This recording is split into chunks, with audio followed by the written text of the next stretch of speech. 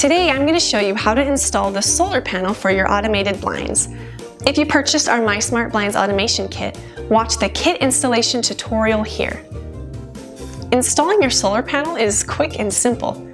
With your solar panel, you'll receive materials for two different methods of mounting: 2 clips that attach to the back of the solar panel, and 4 double-sided adhesive strips if you decide to place the solar panel directly on the window for maximum sun exposure. To attach the solar panel to your blinds, start by snapping the clips onto the back of the solar panel. Then slide the clips onto the back side of your blind's headrail. Now connect the solar panel cable to the motor box inside the headrail. Make sure to keep the cable tucked away neatly so that it isn't in the way of any moving parts inside the headrail. Then connect the cable to your solar panel. Now you're ready to hang your blinds.